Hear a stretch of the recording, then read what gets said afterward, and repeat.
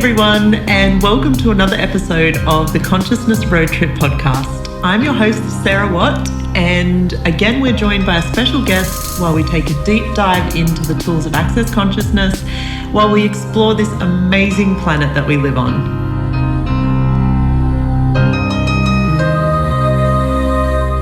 So hello everyone, and welcome to another episode of the Consciousness Road Trip podcast. And surprise, surprise, I'm not on the road. I'm not road tripping anywhere. I'm in Australia again, still. I think it's coming up to 4 weeks I've been home now. And today I'm joined by an Aussie, a fellow Australian, Mr. John Davis. Thank you so much for being here. Thank you for inviting me, Sarah. Yay. Okay.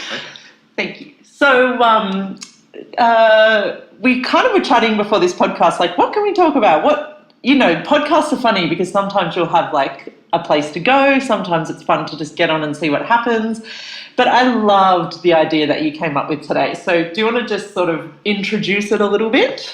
Yeah. So the conversation today is going to be about the meandering path to consciousness. So, I love it. It's the place where we don't judge the level of consciousness we've got and what we've done and where we've come from. Yep. And even if we see someone else that's done something that we've been looking to do and haven't done in the time that we think we should have done it, we just realise this is my meandering path. Yep. It'll show up when it shows up, yep. And it'll be in the form that it'll be in the form of.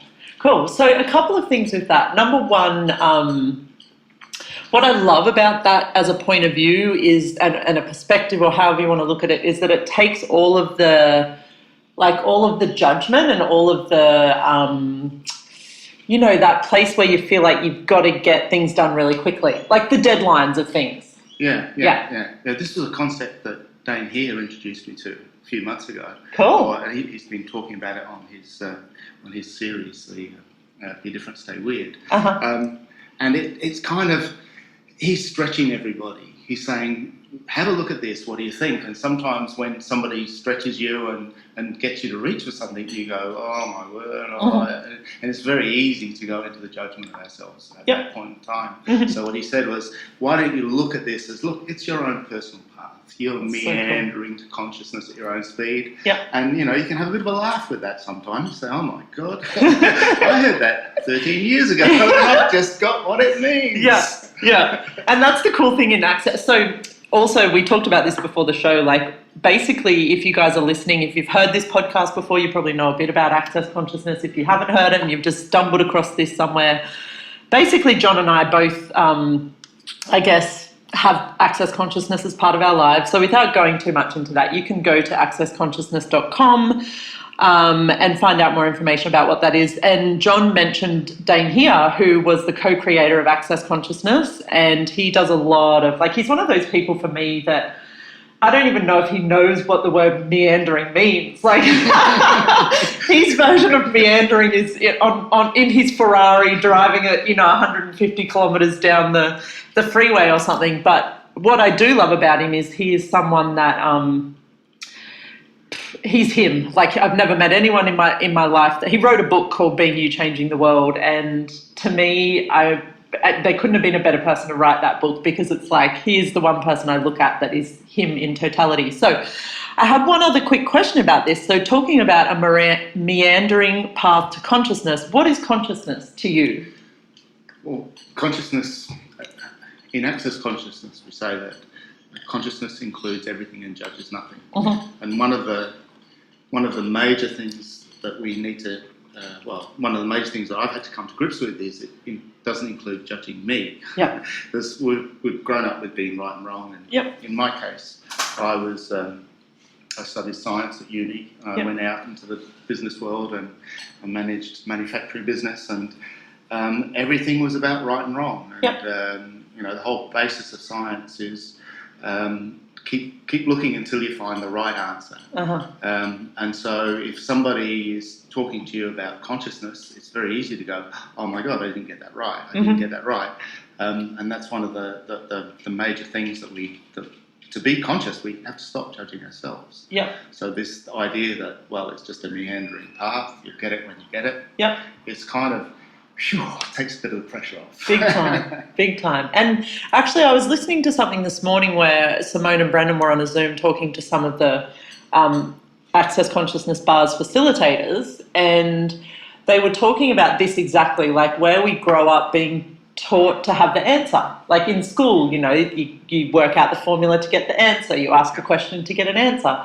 So like where can we look at, because talking also about the meandering path to consciousness, it feels so big. Like it's like this place of like such space and bigness. Like what are some things that people could start playing with when, if they hear this and they're like, oh, that really feels like fun to me or feels light for me. Like what are some places we can start getting out of that place of judgment and of the answer and look at changing that? I guess one of the surprising things to me was there's a tool in Access called Who Does It Belong To, which allows us to realise that most of what goes through our head, what we're picking up, is not actually ours. And I came to Access because I'd been depressed for many years and I couldn't find any way to get out of it. And then I came to Access and they said, you're not wrong, and most of what's going on in your head that you think is depression is actually stuff that you're picking up from other people. And I thought, is it?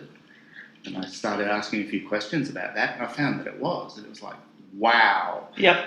But that also includes the thoughts that you're having because, like, for example, there's so much trauma and drama around coronavirus at the moment that what you can pick up, you think is a thought about your money situation or is a thought about your relationship or I might catch the disease or whatever it is. And so we're used to going, oh, here's the thought. How do I handle it? What's the right answer to get out of this thought? And it's not yours. And that's so liberating to me. It's just, oh, and so it's almost like every time one of those thoughts pop into your head, because I mean, I've done a lot of Access, and especially for the past sort of 3 or 4 years, it's been like I've been basically like immersed in it in a lot of ways, and I still wake up every morning and most of the time have this almost like barrage or download of information, of thoughts, feelings and emotions about things. Like that's how I would describe it, because they're not things that just filter through my awareness and then move on. They're things that almost just come in like a big freight train and hit me like boom. And even then, like I would, even now sometimes I find myself like trying to figure it out. And then I'm like, hang on a second. The other thing that's coming up for me in this discussion is that some people like to have arguments for sport. They do it for the fun of it. That's so funny you say that. And you engage, if you engage with these people, they'll lead you right down the rabbit hole. And that's the point at which there's another Access Consciousness tool, which is saying, interesting point of view, I have that point of view, interesting point of view, they have that point of view. So if somebody wants to engage you in an argument, just be aware that ask if are they doing this for sport, for the fun of it, for the entertainment of it, really. And then sort of back off and just say, well, whatever they're saying, they're trying to provoke me. It's just an interesting point of view. It's so funny you say that. I've been speaking to someone on WhatsApp like most days, and I found myself getting really frustrated. Like he would go to these places with things and I would find myself getting like angry and frustrated, and then I was like, wow, like where is this person functioning from with how they're conversing with, like bringing up these things? And so I just flat out asked him, do you like to fight? Like, are you a fighter? And he's like, hell yeah. And I was like, oh my God, like what? And like, because the whole time I was like defending my point of view or trying to see his point of view or like getting into this weird like clunkiness. And then I was like, hang on, does this person just enjoy fight? Like that argy-bargy? And then as soon as I said that, I could look at it like, oh, so I can engage and have fun and fight, like have that little, moment of like verbal sparring, or I can not and like choose something different. And And the really interesting thing I found about this is when I grew up at university, we were all students studying chemistry, but there was a lot of environmental chemistry in it. And so we were all talking about the earth and that was at the time when they were looking at the hole in the ozone layer, and we were saying, look, gee, we're chemists, we're going to go out, work in factories that are going to make this stuff that puts the hole in the ozone layer, and that's no good. And so we had this great environmental consideration. Then you go out and have a job, and then it sort of seeps into you that, well, we need to employ people. We need to all these people we're looking after, and maybe what we're doing is not quite as environmentally friendly as what it is. And I go, oh my God, I can have these two points of view at different times of my life. Yeah, they're just an interesting point of view. Yep. And I think as well, like that thing of where you're willing to be aware of something, which was also something else I wanted to bring up on this podcast. And it's so funny because it's like this podcast might be 20 minutes or 30 minutes long. And I'm like, okay, I'm going to just try and stick to like one or two things and really be. And then, you know, I get people like you on my podcast or my brother, Brendan Watt, and we just go in like a million different directions. So if you're listening to this, you know, breathe. It's fine. Like go back and listen to it again a few more times. Pull one or two things out of it to start playing with if you're quite new to this sort of stuff, and have fun too. Like, I mean, in the end, trying to figure anything out for me is at this point is where I really get out of the fun factor. So talking about awareness as well, and like how, you know, you've brought up a few times like the tool of who does this belong to, and being interesting point of view, and being able to have opposing points of view at different times of your life. It's almost like if you're aware of something, that's when you can change it, if you choose to change it, right? Yeah, and don't try to make it right, because when with the position about the environmental issues in business and outside of business was like, if you try to make it wrong, when you change your point of view, you get attacked by the people that held the other point of view, and you get questioned by the people, is this really your point of view? And everyone gets so serious about it. And you can start to really doubt yourself and wondering what's going on. But if you go, well, that's just an interesting point of view. I'll do what I can to, you know, when I was within the business, I did what I could to improve the environmental performance. That's an interesting point of view. That's made it a lot easier for me.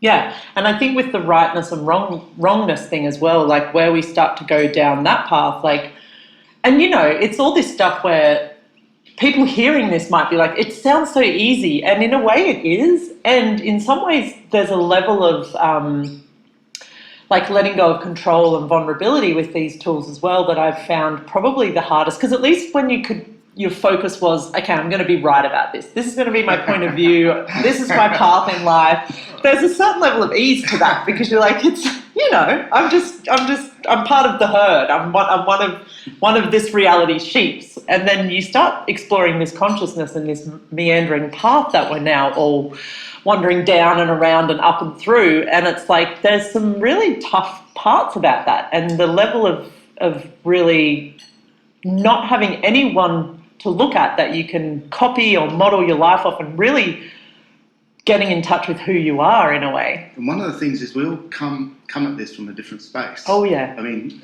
you know, your background and my background, they're totally different. And so one of the things that I've had a few discussions with people on Access that have had engineering or science backgrounds like myself, is that we tended to learn like the way you learn in university. So I get my Access manual and and for a long time I was just learning Access the way I learned physics and chemistry and everything else like that. And that doesn't really allow you to get to the awareness. And I've been doing Access for 13 years now, and I'm still finding places where I'm going, oh my God, I'm learning it like physics or calculus or something like that. And it's really not like that at all. And that's where the meandering path comes in, because we go, oh my God, I've done it again. Oh, I have. Or I could beat myself up, I could go, it's the meandering path. And just choose something different. We've gone west for a while. We went on the scenic route around the back hills and the mountains. And for me, I mean, I'm the exact opposite. I'm like, manual closed, in the cupboard, done. And I make myself wrong for that, because I'm like, I should read my manuals more. And what's that bit in the manual that says this? So it's also that place where, like, it doesn't matter what you're choosing in life. It's only when you attach that point of view to it as being right or wrong that it creates it as that. It does. And as long as you hold on to that history, if you like, it starts to create the separation with other people. So we, you know, if I was holding on to my scientific point of view, we couldn't have this discussion. No. Because we come from totally different areas. But if you say, well, we're both looking for what's true for us. We're both looking to get out of judgments of ourselves and other people. And what can we create in the world? conversation's fun. Yeah, and you never have to align and agree or resist and react with what the other person's saying. It's more this place of when you have that tool of interesting point of view, then it's almost like it weaves this fabric of like, it's almost like consciousness where we talked about at the beginning, being inclusive of everything and judgmental or judging of nothing. To me, I see consciousness, and I heard Chris Hughes describe it like this, as a tapestry, right? Like this woven thing, and everyone has a different, like you say, coming at it from different angles, and their path is different. But it's what we all bring to this that kind of creates that weave in the fabric that creates like our world and our universe. And it enables us to be the contribution that we be, and that's and the great thing about engaging with other people who are looking for the similar thing is that they'll often see things in you that you won't see in yourself. And you go, oh, this, and they'll say, that's brilliant. And you go, what? Sorry. What you said was brilliant, but what I said is just the stuff that I do every day. And that's one of the, I guess, for anyone who's listening to this podcast who is an absolute first-time listener to looking at consciousness and what's true for them, one of the things that I would say is find some buddies to go on the journey with you, if you can, without making them an expert or a guru or anything like that, but just someone who you can have these open discussions with. And bringing Dane here up again, the thing that I also noticed with him, and something that I,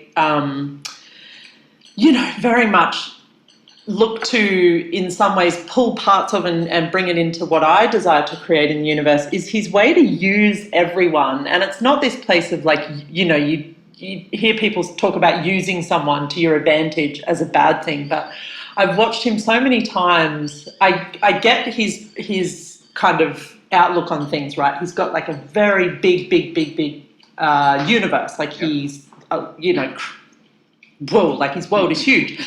And then he deals with all of these people every day on his Zooms, on his classes, on his telecalls. And some people that ask a question that I'm like, are you fucking insane that you're asking that question? Like, I go to this place of like, I just want to kill you. And he's like, oh my God, and sees in them somewhere that they can contribute to what he desires to create. And he will use every single person to grow his tapestry, to grow his world and contribute to what... Because we know with him and with Gary Douglas, the founder of Access Consciousness, they're in it to create more consciousness in the world. Like that's their whole thing. If you were going to kind of simplify it down to one thing, they desire to create more consciousness in the world.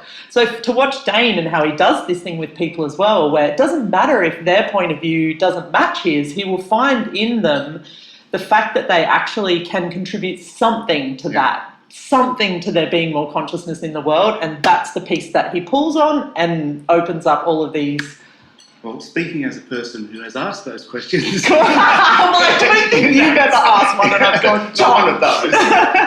but I've certainly asked a question, and I thought I'm taking it a bit away from where we're going here, but and I guess it's because of that scientific technical background that I have. It's I will ask a question in that direction, and the rest of the class sometimes look at me.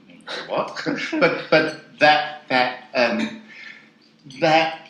going through having somebody who is willing to look at, well, you've got something to offer, and that sort of confidence, that gives you the confidence to go, well, what is it? Let's explore a little bit more, and the conversations always end up being so expansive, and so joyful.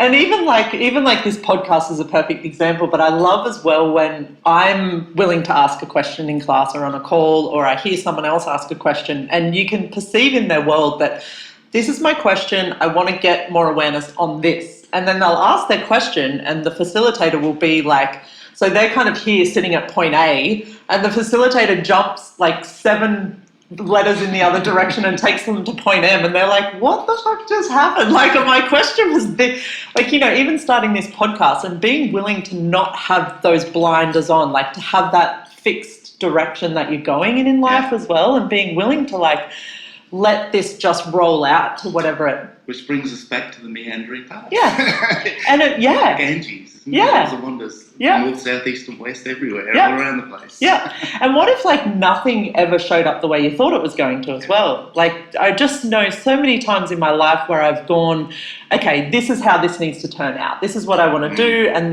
but the times where I'm willing for it, I know there's an energy, I know there's a direction I want to go in, but I really don't know what that's going to look like. And when I'm willing to like give up that control or just follow the energy, that's when things get brilliant and magic. They do, yeah. And that's the area that I would really like to have more of in my life at the moment. Yep. And that's where this concept, again, of the meandering path is so...